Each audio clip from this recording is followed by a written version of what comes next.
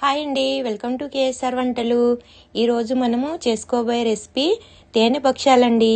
ఇది డయాబెటీస్ వాళ్ళకు ఎంతో మేలండి. స్వీట్ తినాలనుకునే కోరిక కూడా భక్ష్యాలు చేసుకోవడానికి నేను కప్పు పప్పు తీసుకుంటున్నానండి. కావాలంటే ఎక్కువ తీసుకోవచ్చు. నేనైతే 1 కప్పు తీసుకుంటున్నానండి. తీసుకున్న పప్పును నానబెడుతున్నానండి. 2 టైమ్స్ వాష్ చేసి ఒక గ్లాస్ వాటర్ పోసి నానబెట్టుకుంటున్నాను. ఒక 2 అవర్స్ నానబెట్టుకుంటే సరిపోతుందండి. మూత పెట్టేసుకొని నానబెట్టిన పప్పును కుక్కర్లో 2 విజిల్స్ వరకు నేను ఉడకబెట్టుకుంటున్నానండి. 1 కప్పు ఉడకబెట్టిన పప్పు తీసుకుంటున్నానండి. దీనికి నేను షుగరు, బెల్లము కాకుండా తేనెతో చేస్తున్నానండి. ఇప్పుడు చిన్న కప్పు 1/2 కప్పు తేనె తీసుకుంటున్నాను. ఇది డయాబెటీస్ వాళ్ళకు చాలా మంచిదండి. భక్ష్యాలు తినలేదు అనే ఫీలింగ్ లేకుండా తేనెతో చేసుకుంటే చాలా బాగుంటుందండి. హెల్తీగా ఉంటుంది డయాబెటీస్ పేషెంట్లకు. ఈ భక్ష్యాలు చాలా బాగుంటాయండి. వాళ్ళు తింటే హెల్తీగా ఉంటుంది.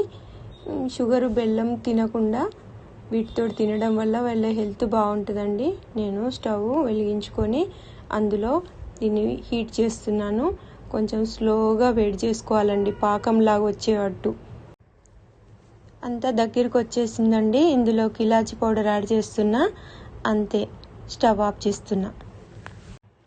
భక్ష్యాలు తయారు చేసుకోవడానికి నేను 1 కప్పు గోధుమ పిండి తీసుకున్నానండి. 1 పెద్ద కప్పు గోధుమ పిండికి 1 చిన్న కప్పు మైదా పిండి తీసుకున్నానండి. ఈ 2 నేను వాటర్ తోటి నేను కలుపుతున్నానండి. కలుపుకున్న ఈ పిండి ముద్దకు నేను కొంచెము నూనె యాడ్ చేస్తున్నానండి. అంతా నొక్కుకొని దీన్ని ఒక 2 అవర్స్ అన్న నానబెట్టుకోవాలండి. మూత పెట్టేసుకోవాలి. 2 అవర్స్ నానబెట్టుకున్న పిండి ఇలా మెత్తగా అవుతుందండి, గోధుమ పిండి. ఆ పిండిని నేను కొంచెం తీసుకొని ఇలా చేతితోటి నొక్కుకొని ఇలా పూర్ణాన్ని చేసిన కదండి, ఆ పూర్ణం మధ్యలో పెడుతున్నా చూడండి. మనం తేనెతోటి తీసుకున్న పూర్ణం అండి, తేనె భక్ష్యాలు.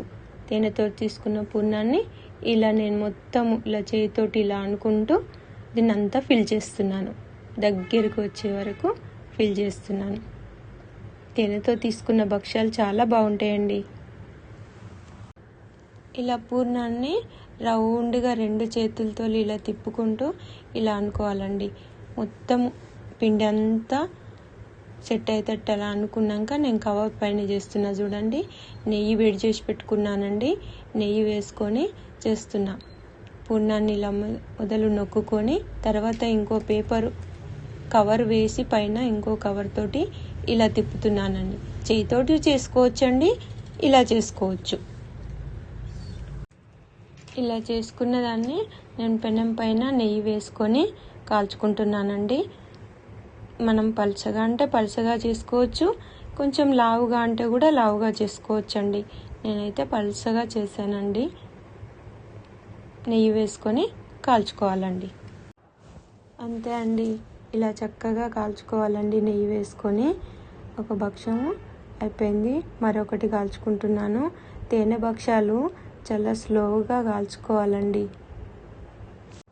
అంతే అండి, తేనె భక్ష్యాలు రెడీ అయిపోయాయి.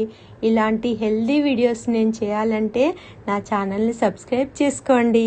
Please do like, share, comment చేయండి.